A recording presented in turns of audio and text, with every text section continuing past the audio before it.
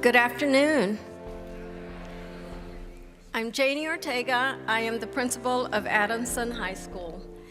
On behalf of the Adamson community, I would like to welcome you all to this memorial ceremony on this 50th anniversary in honor of two fallen heroes, President John F. Kennedy and Officer J.D. Tippett. Welcome to our distinguished guests who will share their stories with us, to our superintendent, Mr. Miles, to the Adamson alumni, students, teachers, staff, and friends. We are especially honored to have Mrs. Tippett and the Tippett family. Thank you and welcome to W.H. Adamson High School.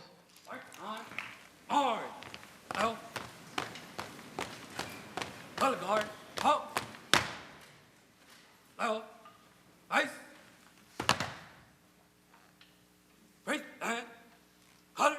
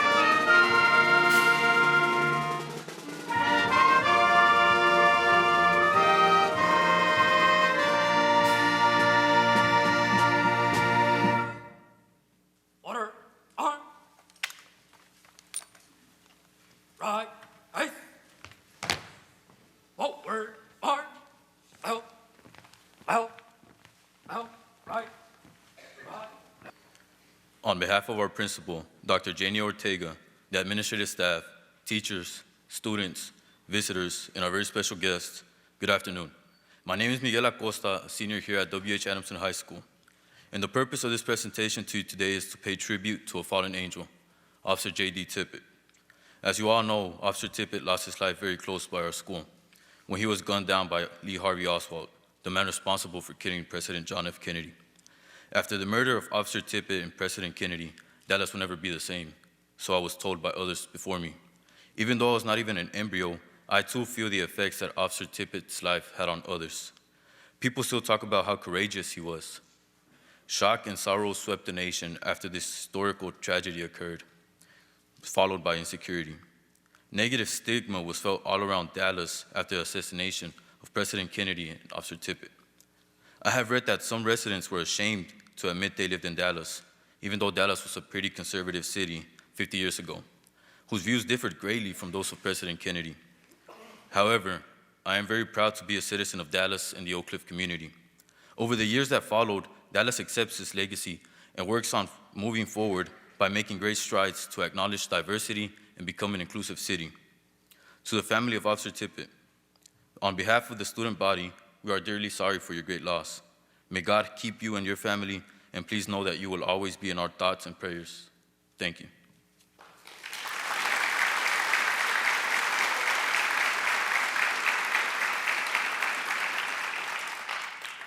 I would now like to introduce our next distinguished speaker, Mr. Lon Oakley, Jr., Lieutenant Colonel, U.S. Army retired, a graduate of the Adamson class of 1965, and author of 2 Deaths and an Arrest. Mr. Colonel.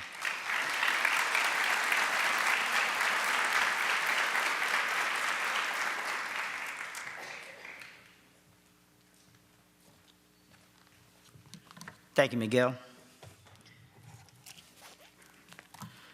Dr. Ortega, Superintendent Miles, Adamson Band, Choir, Junior ROTC, Texas Hall of Fame broadcaster Gary DeLong, the Tippett family, Adamson students, Adamson alumni, and to all of you who have gathered with us today, not only here in person, but in the streaming on the DISD site, I do welcome you here to honor and remember an American hero, Officer J.D. Tippett, in the events 50 years ago, today, November 22nd, 1963.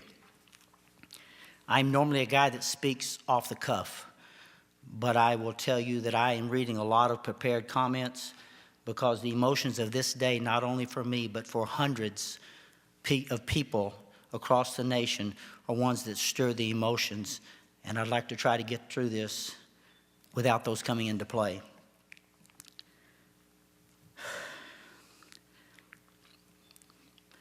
Ask not what your country can do for you, but what you can do for your country. On November the 22nd, 1963, with a note from parents, students in Dallas Independent School District could go see President Kennedy and the First Lady. Many students took advantage of that to see them at Love Field, the Dallas Trade Mart where he was supposed to have delivered a speech, and of course the motorcade that wound its way through downtown Dallas. Tragically, so many other places and sites in Dallas and Oak Cliff would come into play that day for the residents of our city. These facts, along with the encouragement of many of my Adamson alumni mates, especially those of the class of 1964, were the keys in my decision to put together a book entitled Two Deaths and an Arrest. Those deaths, of course, being of our two heroes, President Kennedy and Officer J.D. Tippett, and the later capture of Lee Harvey Oswald in the Texas Theater. Two of those three events happened within blocks of Adamson High School. The book presents over 100 eyewitness accounts from students and faculty of that day and other members of the community, what they saw and what their accounts were. In addition to the three sites I've already mentioned in the book, there are accounts from the Texas School Book Depository, Parkland Hospital, Texas Theater, and of course on the campus of Adamson, and tragically from the site that we honor today, Patton and 10th Street, where Officer J.D. Tippett lost his life in defense of this city. We are pleased that a copy of this book is now housed in the 6th floor museum and Dealey Plaza Resource Library, the University of Texas Library, Baylor University Library, and most importantly, the library at Adamson High School. Since I wrote books to raise funds for the Adamson Alumni Association and School Library, we thought it a worthy effort on behalf of the Alumni Association. Now please let me move to my memories of that day. In 1963, I was a junior at Adamson High School. I was a varsity baseball letterman. I was a varsity cheerleader. I was a reporter for the school newspaper. I was a junior class officer, and I owned a 61 VW. Life was good.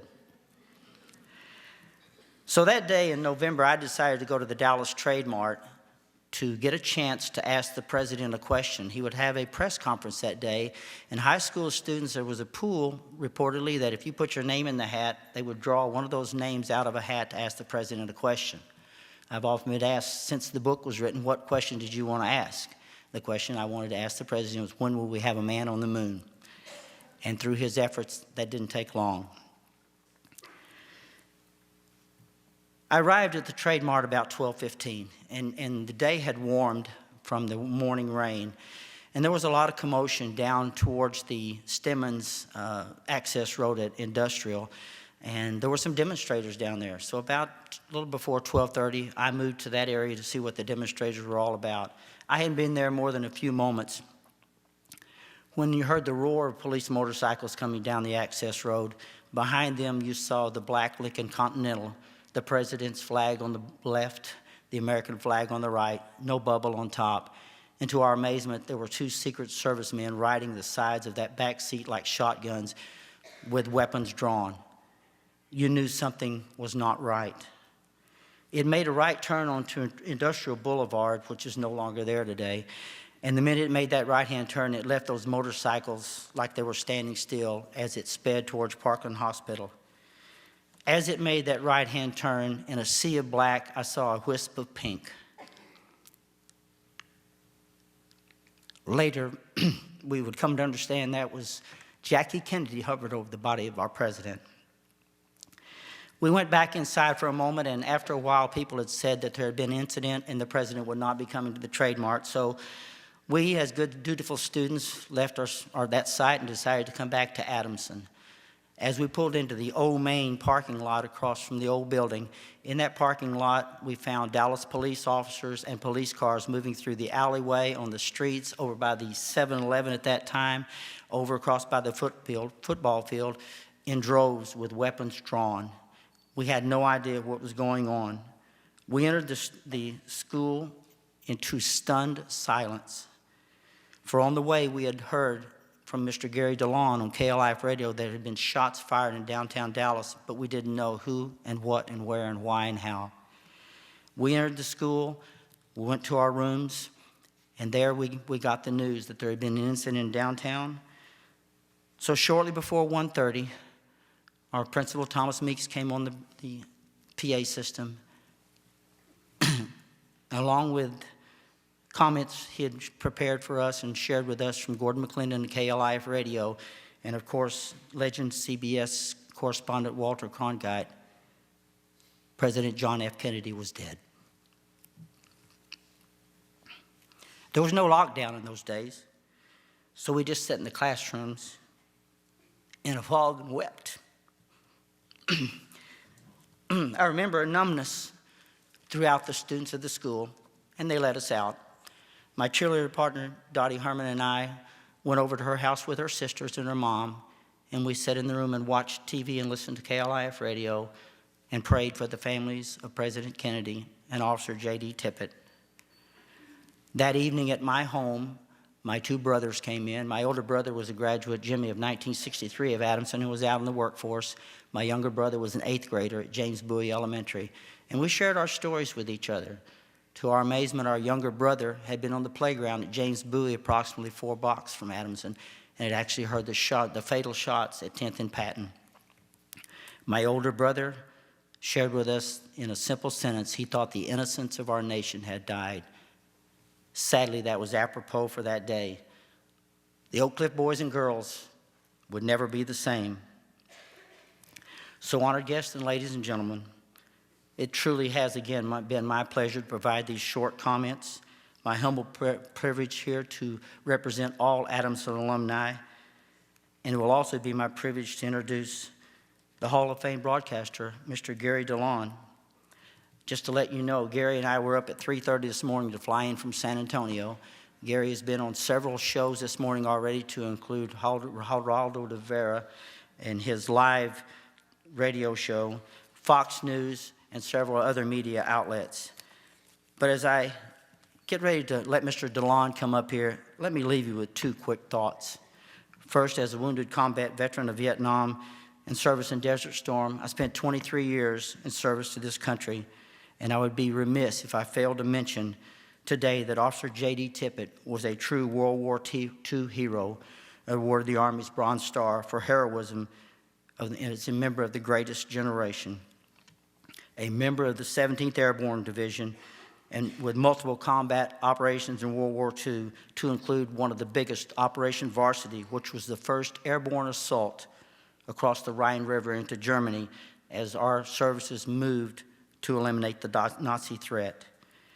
This type of bravery and professionalism served him well, as he would later be an officer of the Dallas Police Department. So today I want to remember him as one of our slain own, a valued member of the Army's Band of Brothers.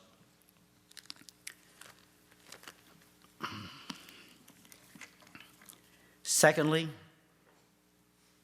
everything that I have become, both on the military and professional business side, I believe was inspired by words that were uttered in January 1963 by President John F. Kennedy. I pray for you here in this room that these words will once again become inspirational, not only for our country, but for you as an individual. Ask not what your country can do for you, but what you can do for your country. Thank you.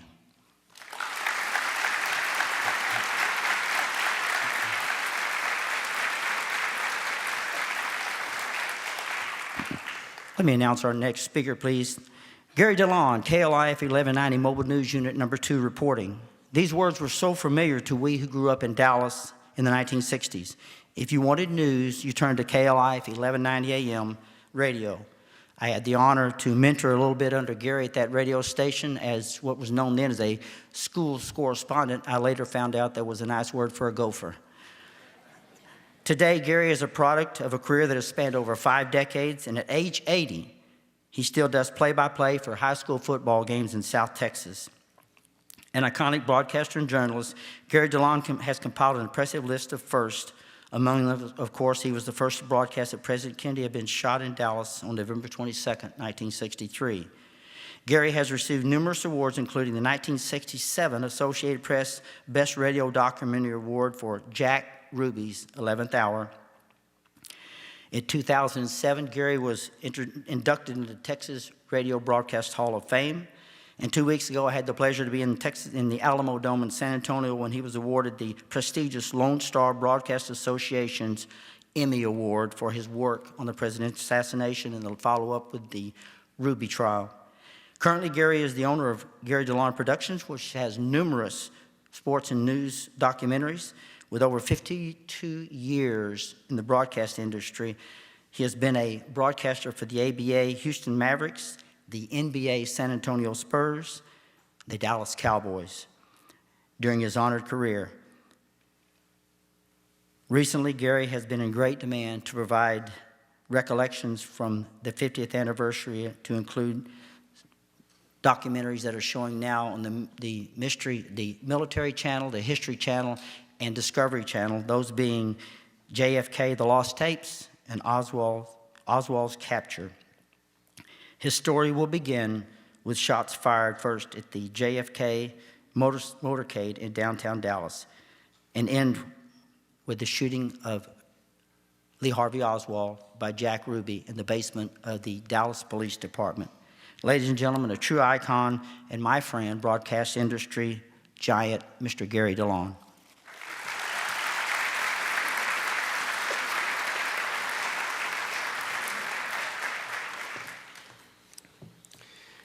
Thank you, Don, but I wish you hadn't said how old I was. They said, how can you remember all that? I said, well, how can I remember anything? What day is this anyway? I want to thank the Adamson Alumni Association for inviting me today and for Dr. Ortega to be so gracious to have me here. I want to thank John Dollander, who graduated from Trinity University in San Antonio.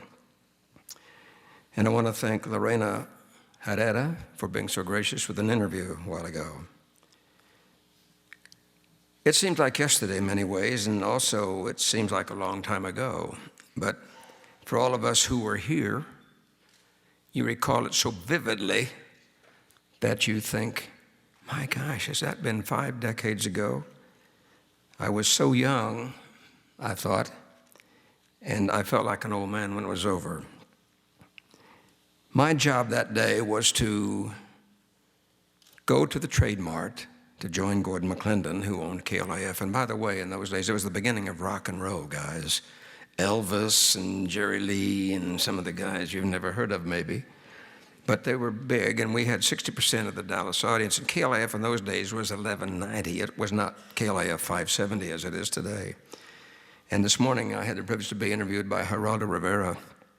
And he asked me what I thought, and I said, one shooter, no conspiratorial theories. He said, I agree with you. And that was the same opinion offered by Dan Rather and Bob Schieffer. We all got together and made that TV confirmation.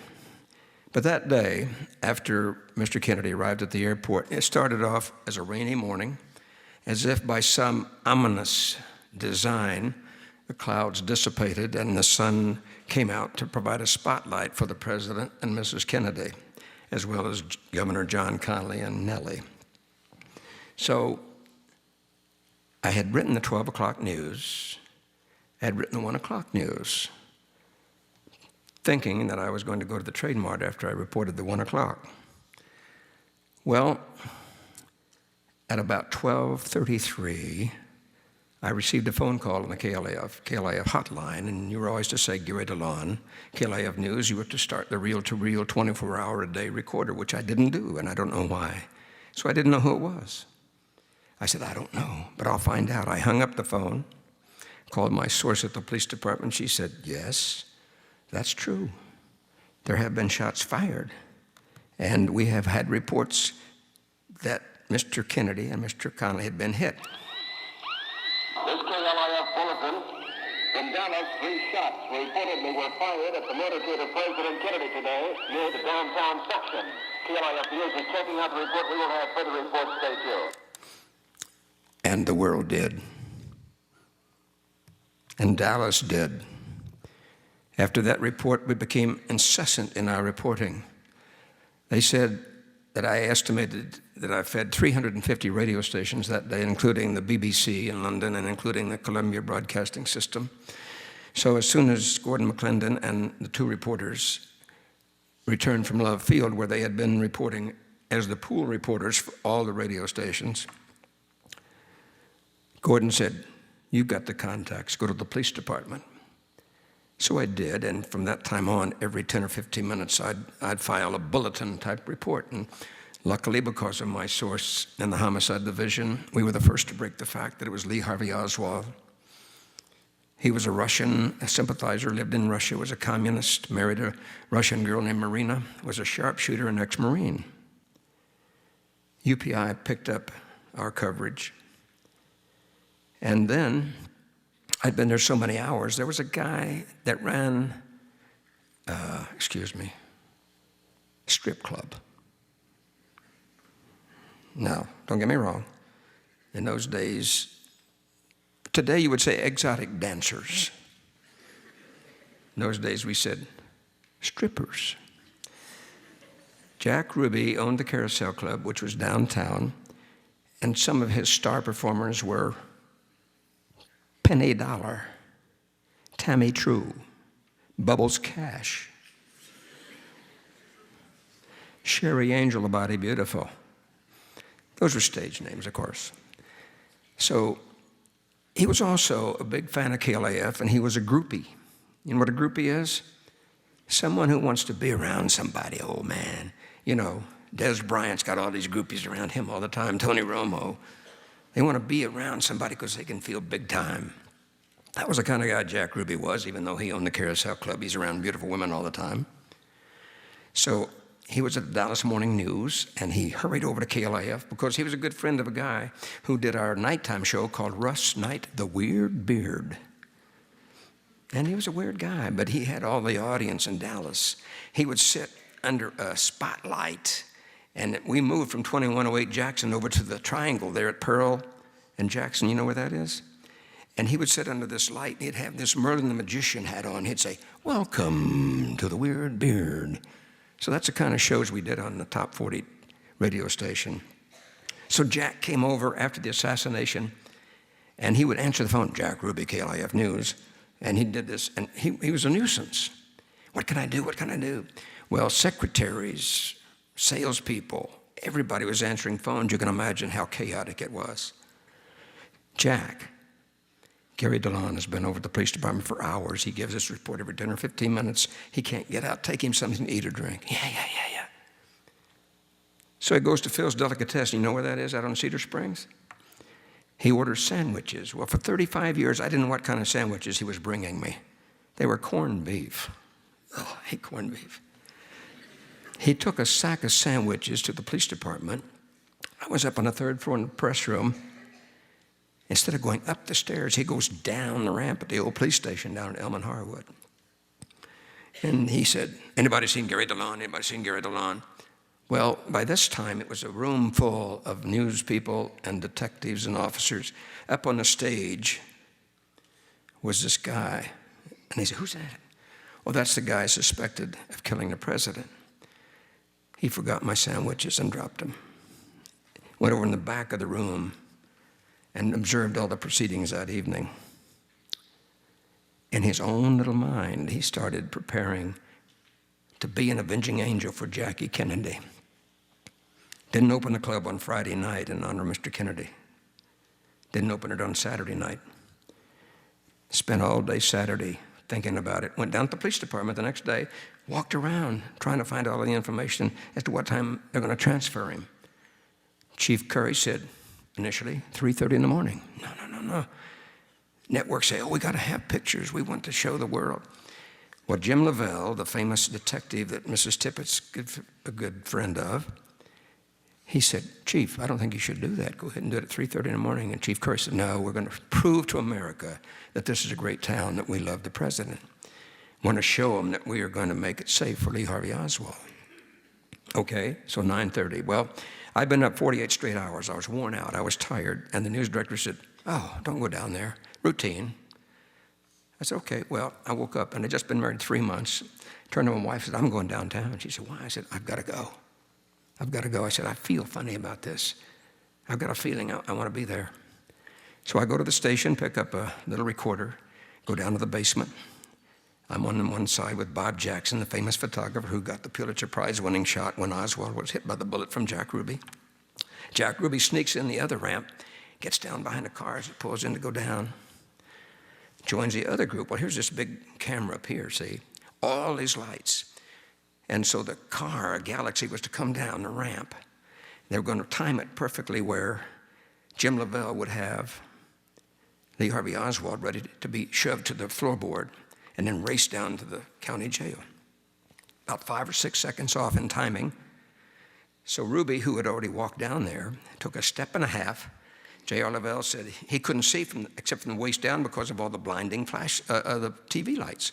He sees this gun come up, and Jack Ruby takes a step and a half and shoots it into Oswald's gut. Well, of course, chaos erupts. Everybody draws their pistols. I'm knocked over against a rail, almost flat on my back. I'm still repeating into the microphone, something has happened.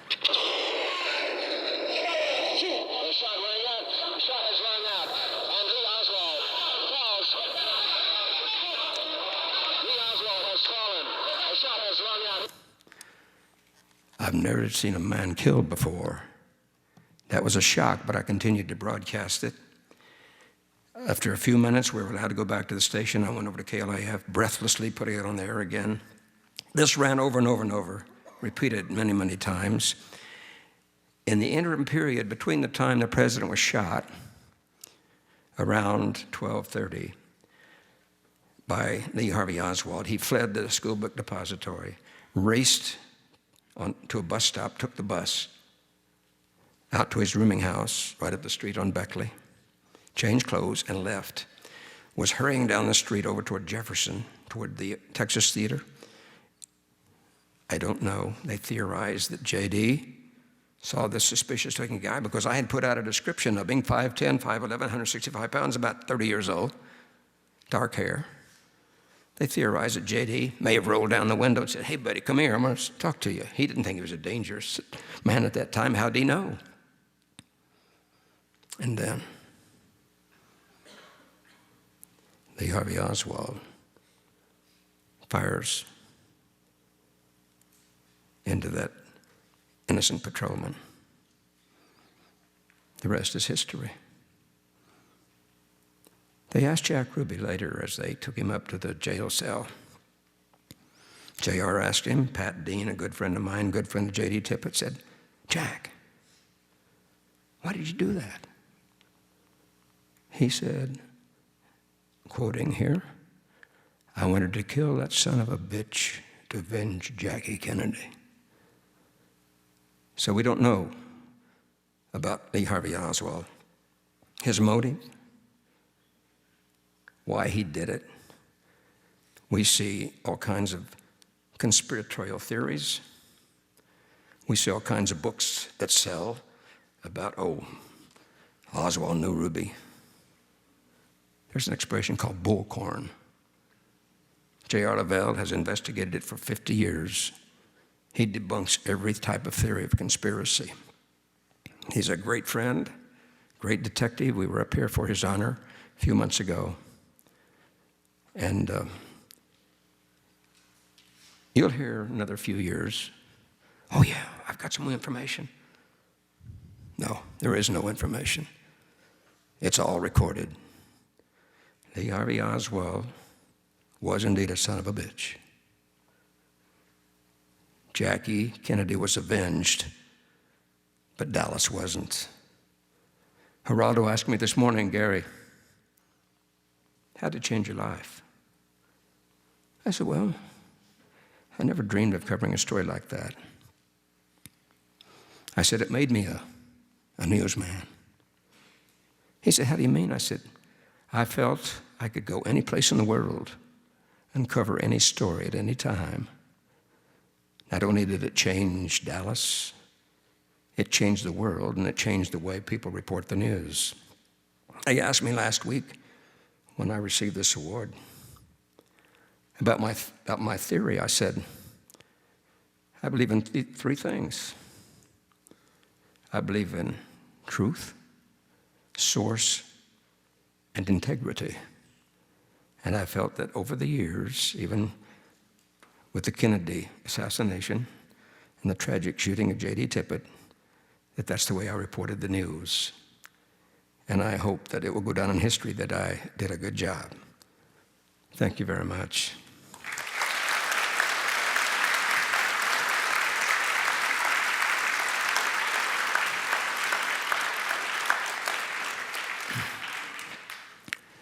Well, this gentleman has been in the area about a year and a half, and we are certainly glad that he left the ski slopes of Colorado to come to the icy slopes of the Dallas freeways. But their loss is certainly the DISD's gain, and it's always a pleasure for me to introduce an outstanding educator because they are the formulators. They are the developers, the nurturers of education, and you guys. Let me just say one thing. During the national anthem, golly, I have not seen a student body sing the Star-Spangled Banner in years. Thank you. He came to San Antonio, to Dallas for, I wish we had him in San Antonio, truthfully. He's a former Army Ranger, he's a former U.S. diplomat, and he's the current superintendent of schools. Please welcome Superintendent Mike Miles.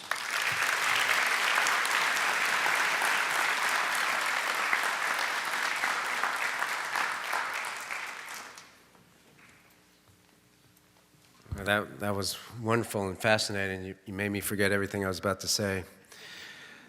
Thank you, Adamson Alumni Association. John DeLander, thanks for inviting me here today. Honored guests, Board President Eric Cowan is here with his wife. Thank you, sir, for being here and your service. Could we give him a round of applause, please?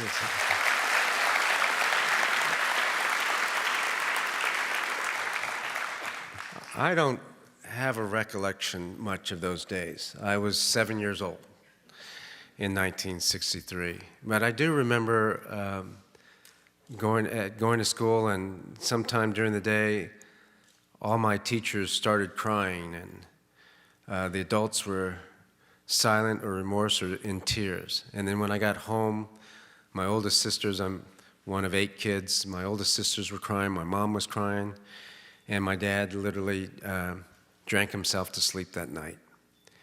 And I didn't really understand what was going on. I know it was a great tragedy and a sadness. Obviously, I knew that John F. Kennedy had been shot, but I didn't know what it meant. But over the years, over that decade, I did come to understand. Because it wasn't just the time of JFK, but it was the time of Martin Luther King and John F. Kennedy's brother, Robert Kennedy. And those of you who lived during those times know that those were similar tragedies, and the whole nation was traumatized. But all those leaders and heroes of that day emphasized public service. The ask not what your country can do for you, ask what you could do for your country phrase. I heard that line more often as a kid because my dad would drill it into me over and over again. There's only one other phrase he used more than that, and that was, if you're going to be a bum, be a good bum. It didn't have the same ring, to it. But it was, public service was drilled into all my brothers and sisters, and I think for a generation. And I think what makes America great, to a certain extent, is that the people of that generation accepted and adopted that notion of public service, of service to others. And so that's why in my own path, and my brothers and sisters, if you looked at their backgrounds, we're all public servants. Whether it's the military, and I see a lot of military folks here today, whether it's being a diplomat, working the Foreign Service or State Department, whether it's being a police officer, J.D. Tippett and the others we're going to honor today. That's all, or an educator, I don't want to forget our educators, that's all public service. The other notion, though, the legacy of John F. Kennedy and that decade of heroes, including J.D. Tippett, was that the greatest heroes go unsung. There doesn't have to be fanfare, there doesn't have to be a lot of attention or national headlines. What really makes America great and what makes a concept great is that we have people doing things every day, public service things, in the service of others, that makes the world a better place, that makes this nation a better place. You know, when we honor Police Officer Tippett because of that service, there wasn't a lot of fanfare. He didn't get as much recognition as the president, but his service was no less great. The sacrifice no less dear. And because of his work, his life, not only as a police officer, but as a soldier, we are made more free, we are served better, and those myriad of things that people do in the service of others, that's the message of today, but a message of those heroes, of Police Officer Tippett, John F. Kennedy, of that day. As I look at you guys here, the students, I wish upon you the same thing, that you, whatever career path you pick, at some point, that you serve others, whether it's being on the Alumni Association. They don't have to do what they do. They don't have to spend time and energy trying to help students. That's service. And we need everybody to play that role if we're going to have a better nation, a better country. So the greatest heroes go unsung, but sometimes people pay the ultimate sacrifice. The ultimate sacrifice, and we don't wish that on anybody. I have been an Army officer, and on more than one occasion I have had the displeasure of having to give a flag to a mom, a folded flag, and there's a phrase you have to use in the Army when you're at a funeral and you give the flag to a parent of whose child has died, and you say, on behalf of the President of the United States and a grateful nation, I present you with this flag. And we have no flag to present today, but Miss Tippett, on behalf of the citizens of Dallas and Dallas ISD, I thank you for the courage of J.D. Tippett. Sometimes when you think about when you walk to school, 10th and Patton, if you're anywhere close to that, I hope you too will think about not just Officer Tippett, but about his legacy and this notion of service when people pay the ultimate price. You know, they say that time heals all things, at least all things bad. But in the annals of time and history, courageous acts like the one of Officer Tippett should never be forgotten and should live on in your memory. Thank you, and at this time, I would like to ask to the stage Marie Tippett.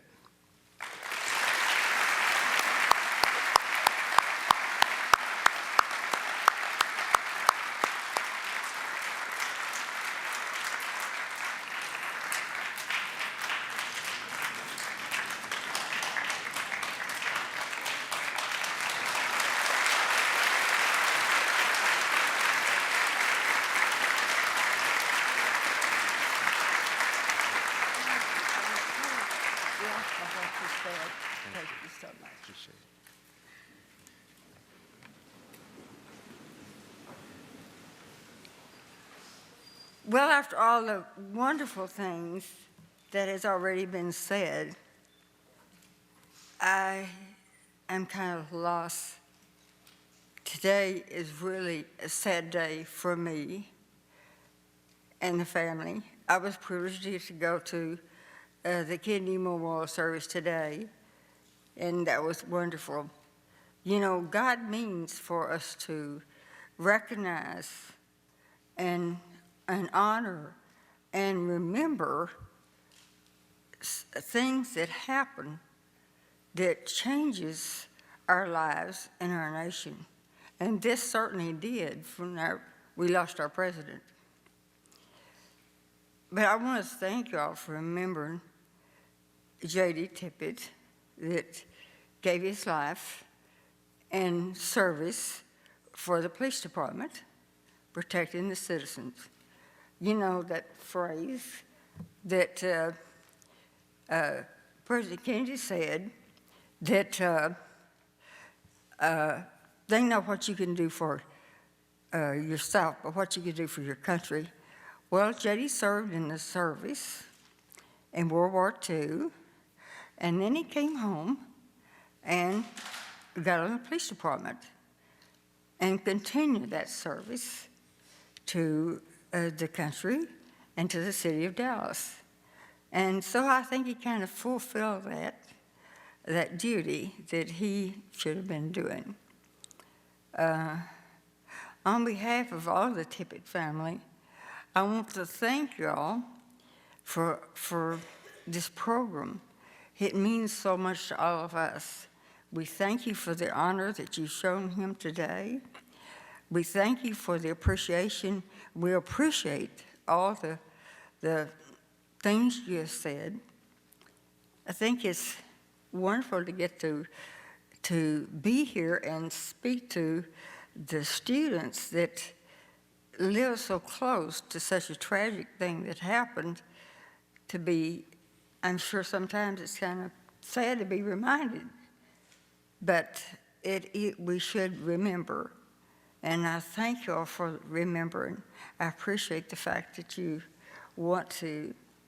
And I just wanted you to know that I'm glad to be here today, and I appreciate your asking me to come, and thank you very much.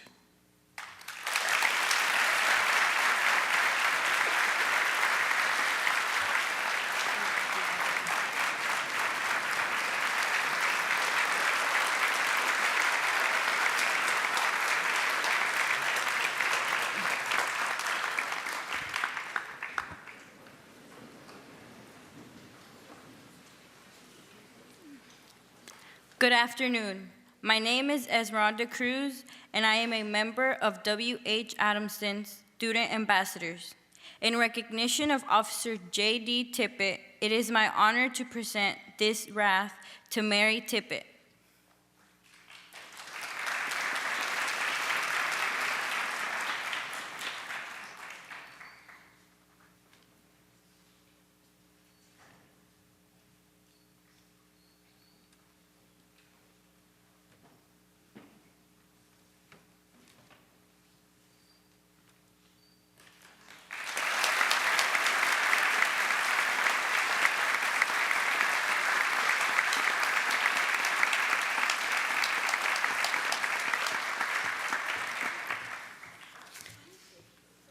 Ma'am, this flag is presented on behalf of our grateful nation and the United States as a token of appreciation for your loved one's honorable and faithful service.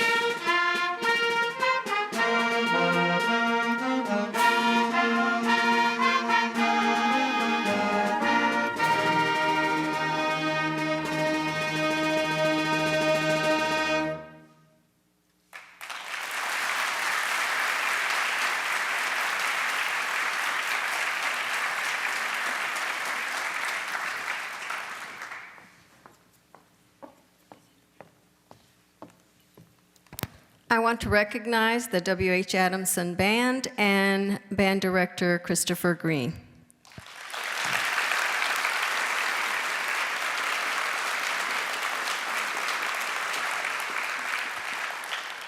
Ladies and gentlemen, this concludes our program. Thank you so much for being a great audience.